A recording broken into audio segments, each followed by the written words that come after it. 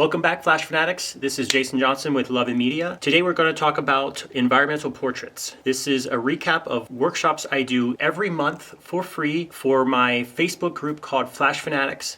If off-camera flash is something you're interested in learning more about, think about joining our Flash Fanatics group on Facebook to attend the live workshops, to watch the recaps, to learn more about off-camera flash. It's all fun and we'd love to have you there. Without further ado, let's get started. For the gear used in this episode, we're going to use the same as we usually do: camera, transmitter, off-camera flash. Any of them will do, although in this episode we're going to talk specifically about the 200 watt and the 600 watt and using it bare and using it with a beauty dish. This is by Easy Lock by Glow. It's a 34-inch beauty dish. You can use a Magmod, whatever beauty dish you have will work. And we're gonna talk about the differences that it provides.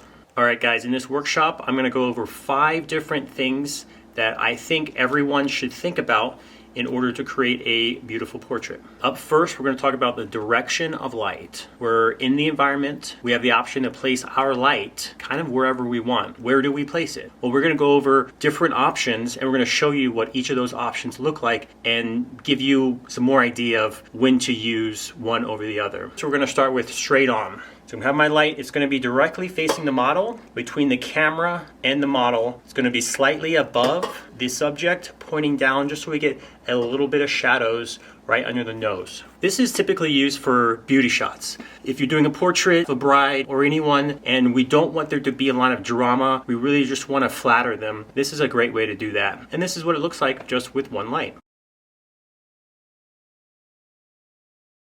Let's say we want to add a little more natural look. This is what 45 degrees from the model, and this is what it looks like.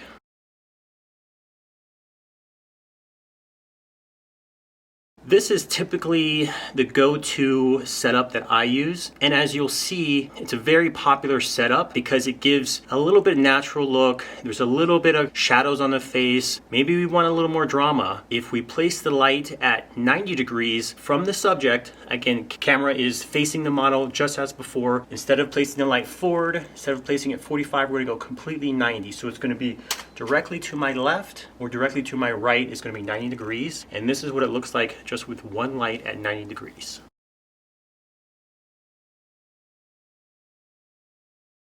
Okay, last but not least, there is another option for lighting your subject that I like, especially when we have two people looking at each other. It's going to be a top-down light. So right about in front of us, we're going to point it kind of down like this, slightly in front of you, like that. You really need a lighting assistant to pull this off effectively, or a large light stand pointed down directly above the model. It may be in your shot, so that's why I recommend a lighting assistant for this type of shot. But this is what it looks like top-down view. You can see there's a little more shadows under the eyes, but it gives it a little more natural look because usually light does come from up above us like the sun. Okay, now that we've talked about the placement of the light and how it throws shadows on the model's face, we're going to talk about the placement of the model in relation to you, the photographer. So in the last example, the camera was directly in front of the model the whole time and we just moved the light to get a different effect. Now, in this next example, we're going to talk about short lighting and broad lighting and what that means and why you would want one over the other. So first we're going to talk about broad lighting. So if I turn my head like this would be broad lighting. The closest side to the camera is the light side. The dark side or shadow side is further away from the camera. Okay? And this is what it looks like in a real life example with broad lighting. Kind of boring, not the biggest fan of mine. Okay, next we're going to talk about short lighting. Short lighting is the opposite of what we just discussed. So instead of having the camera right next to the light, we're going to have the camera and the light be opposite end. So the closest side to the camera is going to be the shadow side in this case. Here's a real life example of short lighting a subject. All right, so now we've talked about placing the light. We've also talked about placing the photographer in relation to the light, how both of these will affect the drama, the shadows, the look that we're going for. Now we're going to talk about adding a kicker light, which is going to be a second light to this portrait. The kicker light, just like the name of it, is going to kick the model off the background. So right now you can see I'm in a black background. This would be a great time to use a kicker. It will light up the background or light up me to give it some separation so I don't blend into the background. So a kicker light you can have just so it outlines one side of the face, like this example. It also can be placed right directly behind the model to give it more of a rim light versus like a side light. This is an example of what it looks like with the rim light. So as you can see, the model is in a dark background. So by adding that kicker, kind of gives it a little separation. All right, guys, now we've talked about using one light, using two lights to kick it off. Now, what settings do we use? Well, we use our off-camera pre-shot checklist. All the shots, it's the same checklist, guys. So I'm gonna quickly post it right here, download it, screenshot it, use this for all your off-camera needs. This is pretty much all you need. So when we're outdoors, we have the option to shoot in high-speed sync or not. What is high-speed sync? Why would we want to use it? What is the benefit? What are the downsides? We're going to talk about it. So high-speed sync is when you're using a flash speed above your camera sync speed, which is typically 1/200. So if you're using something faster than that, like 1/1000, 1/2000, 1/8000, you're going to have to be in high-speed sync or the flash will not fire. This is because your shutter speed is so fast, it doesn't have time to the signal to the flash and the flash to then pop it and still be in that 1/8000th of a second. So what it does is strobes. We can't see it with our eye. It looks like it's just a flash, but it's actually a strobe. So in that case, it times it so it will pop during our exposure, allowing us to look like we have a flash, although we have a really fast shutter speed. Again, why would we want to do this? Well, if we think about it, if we were using 1/1000 or 1/8000 shutter speed, chances are it's very bright and or we're using a wide open aperture. And this is why I personally use high-speed sync and why most people like high-speed sync. So they can shoot wide open with a nice 1.4 lens or 2.0 lens to get a nice creamy, blurry bokeh background while still being able to use that flash and control the light. So here's an example of the test shot that I take before every shot to dial in the background. In this case, we're using the off-camera pre-shot checklist. The only thing we're changing, instead of using our aperture to change the mood, we know we're going to shoot wide open because we want that nice blurry background. We want that nice separation between blurriness and sharpness. So we set our aperture wide open. In this case, I'm using a 100mm at 1.4, completely wide open. And then we use the shutter speed to control the mood. That's the only difference in that pre-shot checklist that's different when we're using high-speed sync. In this case, it's about 1/2000 for this example. And this is what the test shot looks like, 1.4 at 1/2000 ISO 50. I usually use my test shots about one stop underexposed because I know I'm going to introduce flash and I want the subject to be the brightest part of the photo. Does it really matter? Well, here is a shot using high-speed sync and flash. And here's an example of not using high-speed sync. We're staying under the sync speed. This is, I think, 1/125 at f.5.6. It's quite different. There's a lot more in focus. There's a lot less blurriness. In this type of portrait shot, it looks very clear that high-speed sync is the way to go.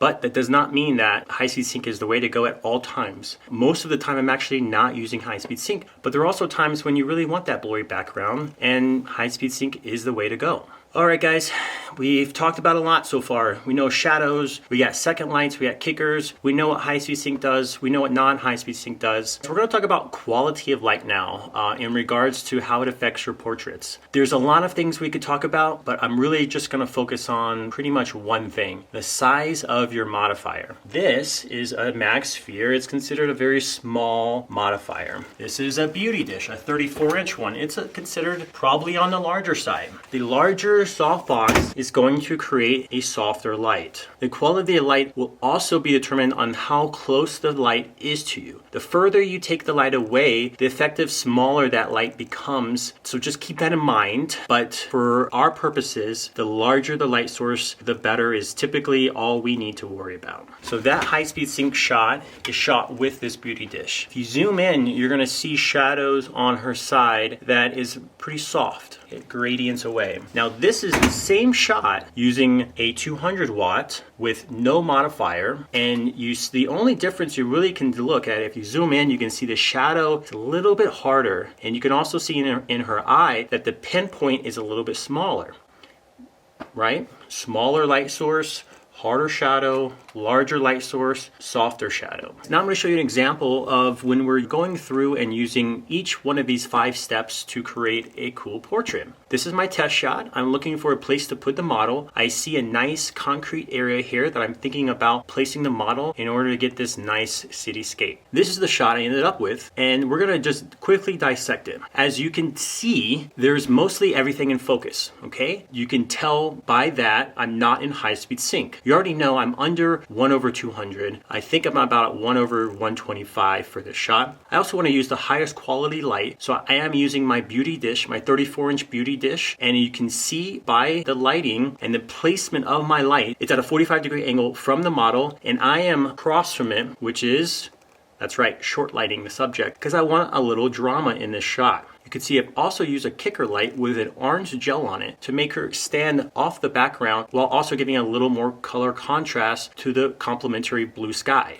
And last, you can see this shot is shot at extreme. Very low, I'm very wide, I'm shooting up, just kind of giving the more creative type of look. I don't recommend this for everything. It's not super flattering when her boot looks very large like this, but it's a little more exciting than just head on all portraits just like this, okay? So think about putting the camera in a different spot than directly in front of you. I'm laying down for this shot. What's it look like, right? My goal was to get the environment in it, and the only way that I saw to do that was to get low and shoot up. Well guys, that's all I have for you. Thank you for tuning in. Thanks for everyone that joined the workshop. Thanks for everyone that's recapping the workshop in the video since. Again, I do this every month. We talk about a different subject. We go out in the field, hands-on practice. I think this is the best and really only way to learn this stuff is practice, practice, practice, practice. If you're at home and you weren't able to join the workshop, practice what you learn here. Post it in the comments down below. Tell me what you got out of it. Tell me if there's something I'm missing. Tell me if there's something you think is crazy, or tell me what you liked, what helped you. This is all about your learning. I'd love to hear that feedback so I can improve this course for you guys. Well, until next time guys,